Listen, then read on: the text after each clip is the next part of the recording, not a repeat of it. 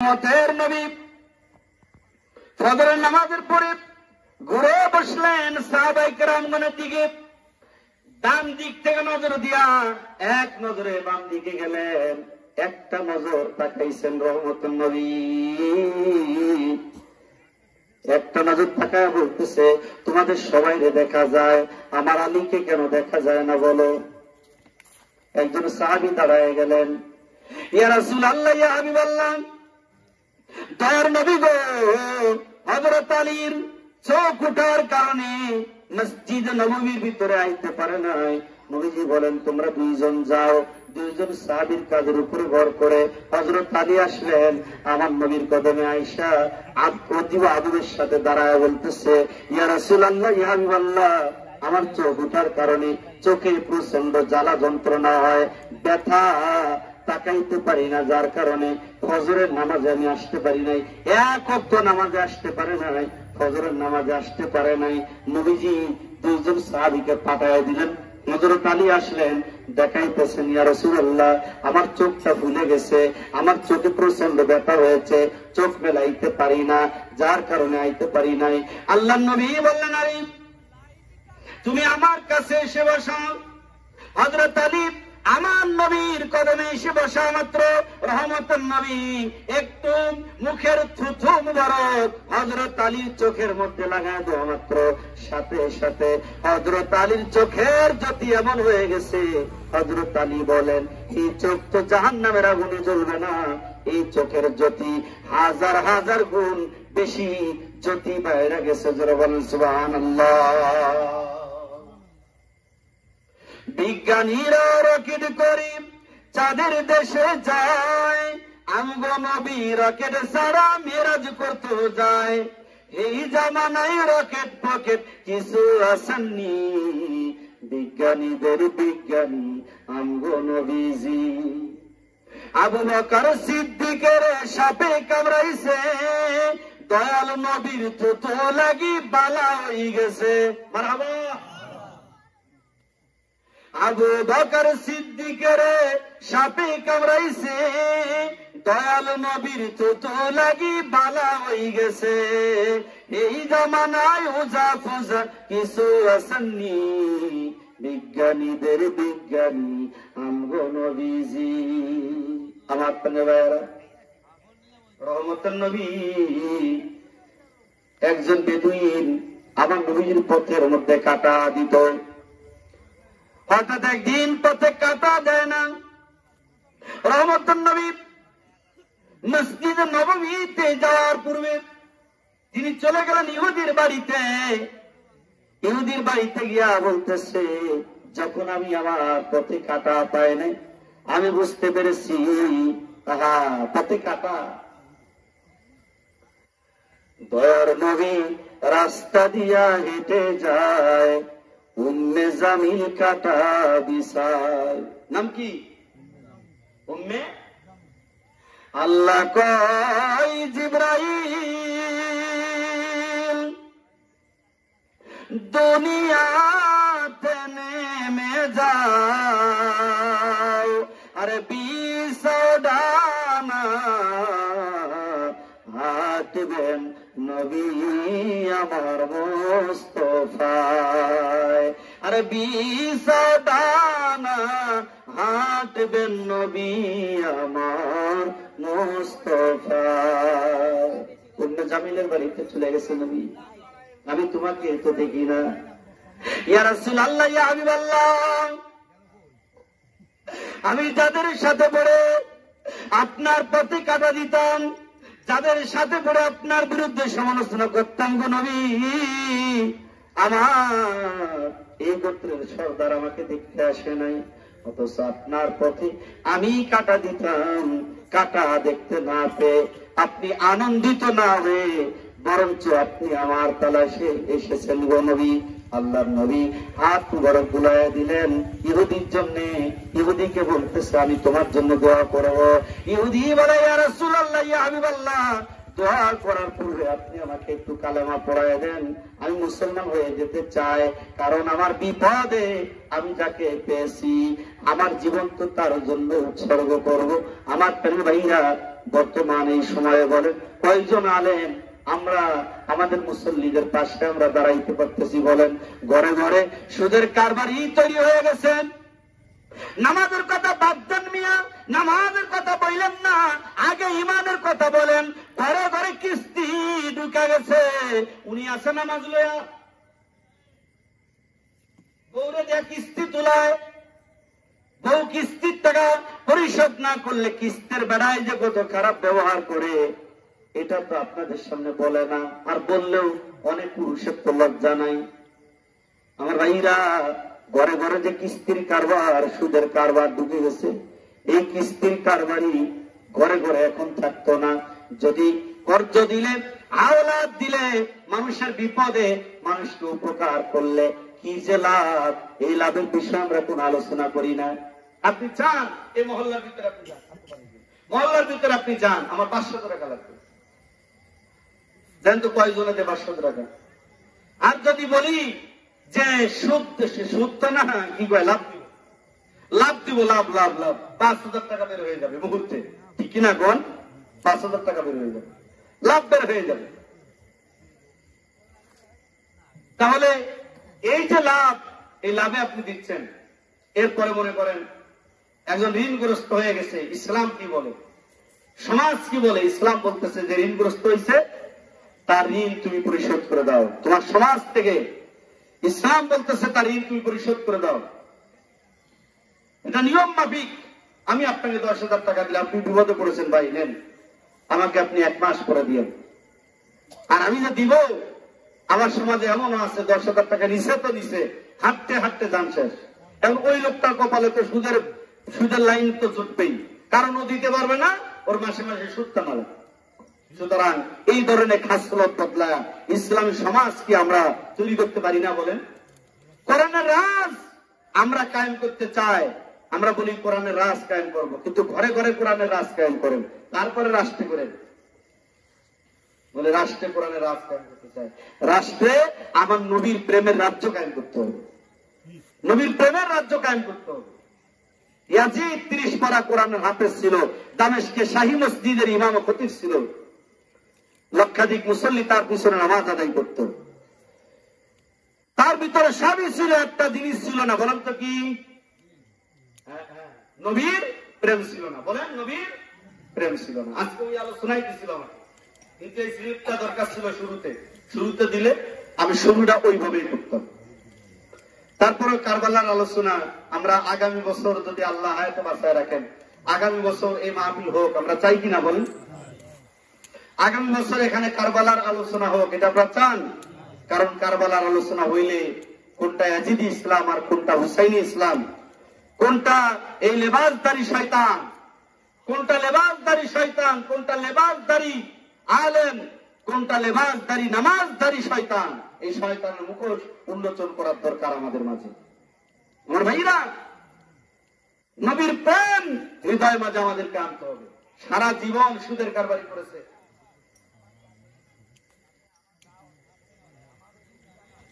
এখন মনে করেন যে বয়স হয়ে গেছে, আগের মতো শক্তি নাই, এখন মোটামুটি টুপলা ব্যাগ ট্যাগ নিয়ে চলে গেছে। কিন্তু ওই লোকটার কি করতে হবে? ওই লোকটা এখন মনে চাইছে নামাজ শুরু করবেন তা নয়, আপনি যাবেন, যাওয়ার পূর্বে যাদের কাছ থেকে আপনি সুদের কারবারি করেছেন তাদের নামগুলো লিস্ট করেন, লিস্ট করে তাদের এই সুদের টাকা ফেরত দেন, ফেরত দিয়া তাদের কাছে ক্ষমা চেয়ে তারপরে মসজিদে আইসা তওবা করেন। আর সেই তওবাটা করতে হবে আল্লাহর ওলির উত্তরে গিয়ে, যিনি আল্লাহর ওলি বন্ধু, তার কাছে গিয়ে আপনি তওবা করেন। অথচ এটাও করে আবার নামাজও পড়ে, তাহলে কেমন হলো? আল্লাহ তো বলছে কোরআনের সূরা বাকারার ভিতরে বলছে, সুদ করে কোনো নামাজ, রোজা, হজ, যাকাত, টুপি, দাড়ি, পাগড়ি, জুব্বা কোনো কিছু আল্লাহর দরবারে মঞ্জুর হবে না। এখন এটা আল্লাহ বলছে মঞ্জুর হবে না, এখন ওর সুদও খায়, নামাজও পড়ে, তাহলে কেমন হলো? আল্লাহ তো কইছে যে ওর কোনো কিছু মঞ্জুর হবে না, ওইটাও করে ওটাও করে। আমার ভাইয়েরা, যারা ভাইয়ের হক, বোনের হক যারা মেরে দিয়েছেন, বোনের হক মেরে দিয়েছে, এই বোনের হকটা পরিশোধ না করে, ভাইয়ের হক বুঝায় না দিয়ে উনি চলে যাচ্ছে, উনি ইবাদত করতেছে। ওই যে হুজুরে কইছে যে ক্ষমা চাইলে আল্লাহ তামাম জীবনে গুনাহ মাফ করে দেন। আমার ভাইরা,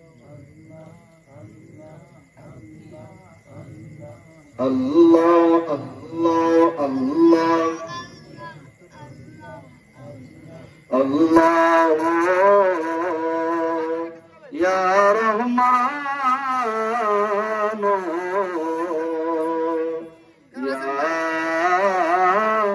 রহিম আল্লাহ ইয়া রহমান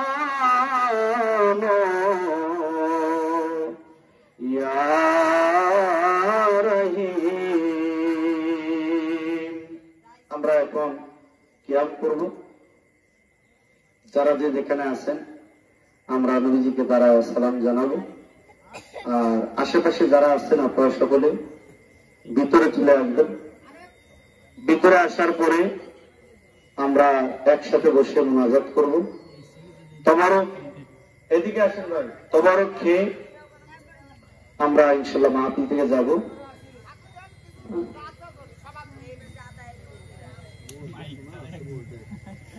যে যেখানে আছেন আমরা এখন নবীজিকে দাঁড়ায় সালাম জানাবো। আর আপনাদের যদি কোনো প্রশ্ন থাকে, আপনারা আটপশি দরবারের ব্যাপারে যদি কোনো প্রশ্ন থাকে, আটপশি দরবারে আপনাদের অজানা এমন কোনো কিছু যদি থাকে তাহলে আপনারা আমাকে বলতে পারেন।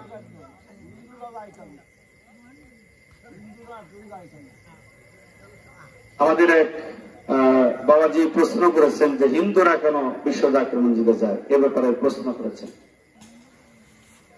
আল্লাহ তাআলা কুরআনুল কারীমের ভিতরে বয়ান পেশ করতেছেন, কুল ইয়া আইয়ুহান নাস ইন্নী রাসূলুল্লাহি ইলাইকুম জামিআ।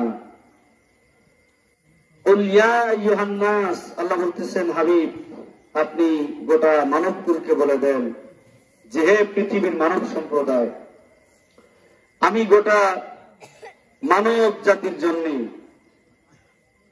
রাসূল হয়ে দুনিয়াতে আগমন করেছি। জামিআ তাফসীর করতে গিয়ে মুফাসসিরিন ইকরামগণ উল্লেখ করেছেন জামিআ মানে সমস্ত। এখানে হিন্দুদের কথা, মুসলমানদের কথা, ইহুদিদের কথা এর উল্লেখ নাই। এখানে বলছে সমস্ত মানব মণ্ডলীর জন্য, সমস্ত মানব কুলের জন্য আল্লাহ তাআলা আমার নবীকে রাসূল করে দুনিয়াতে পাঠিয়েছেন। আল্লাহর নবী তিনি ধর্ম নির্বিশেষে এই গোটা মানব কুলের নবী, এটা আল্লাহ কোরআনে বলেছেন। বিশ্ব জাকির মঞ্জিলে খাজা বাবা ফরিদপুরি তিনি নিঃসন্দেহে বিশ্ব ওলি। তার এই দপ্তরে হিন্দুরা যায়, ইহুদিরা যায়, নাসারা যায়, নামাজি বেনামাজি বিভিন্ন কিসমের মানুষগুলি দরবারে যায়। আল্লাহ তাআলার তরফ থেকে কিবলাজান হুজুর তিনি এখানে তাদেরকে আশ্রয় দিয়েছেন, খাবারের ব্যবস্থা করে দিয়েছেন। সূরা মায়েদার ভিতরে আল্লাহ তাআলা বলতেছেন যে তোমরা হিন্দুরা যখন, বিধর্মীরা যখন তোমাদের মাঝে আসে তখন তোমরা তাদেরকে আশ্রয় দাও। কে বলছে আশ্রয় দিতে? আল্লাহ। আল্লাহ বলছে তখন তোমরা তাদেরকে আশ্রয় দাও, তোমরা তাদেরকে নিরাপত্তা দাও। এমনকি তারা যখন তাদের গন্তব্যে যেতে চায় তোমরা তাদেরকে নিরাপত্তা দিয়া তাদের গন্তব্যে পৌঁছায় দাও। বলেন না সুবহানাল্লাহ। তাহলে কোরআনের হুকুম অনুযায়ী বোঝা যায় যে হিন্দুরা তারাও আমাদের এই পরিবেশে, এই সমাজে যদি তারা আসে, এই মাহফিলে তারা যদি আসে, মাহফিলে আমাদের মাঝে আসতে পারে, বসতে পারে, আমাদের এইগুলা তারা দেখতে পারে, আল্লাহ চাহে তো তাদের ভিতরে একটা হিদায়াতের নূর আসতে পারে। এই জন্য বিশ্ব জাকির মঞ্জিলে হিন্দুরা যারা যায় তাদেরকে আশ্রয় দেওয়া হয়েছে। তাদের সেখানে খাসির ব্যবস্থা, মুরগির ব্যবস্থা করা হয়, তরি তরকারি সেখানে তারা খায়, তারা দরবার শরীফে গিয়া এই দৃশ্যগুলো ঘুরে দেখে। তবে আমরা আনুষ্ঠানিকভাবে কোন হিন্দুদেরকে দরবার শরীফে আনুষ্ঠানিকভাবে মুসলমান বানাই না। ভিতরে আমরা যেভাবে কালেমা পড়ি, বায়াত হই, হিন্দুরা তদরূপ সে একই নিয়মে একই সাথে কালেমা পড়ে বায়াত হয়ে তারাও মুসলমানের এই গ্রাম, এই অর্জন তারা করে। তো সুতরাং আমরা ওরকম আনুষ্ঠানিকভাবে ওইভাবে করি না যে হিন্দু অমুক হিন্দু মুসলমান হচ্ছে। এটা আমরা, আল্লাহ রাসূলও আনুষ্ঠানিকভাবে করেন নাই। তিনি যখনই যাদেরকে পড়াইছেন একসাথে বায়াত করাইছেন, কালেমা পড়াইছেন। আসলে আমরা সকলে দাঁড়ায় নবীজিকে একটু সালাম জানাই, যে যেখানে আছেন।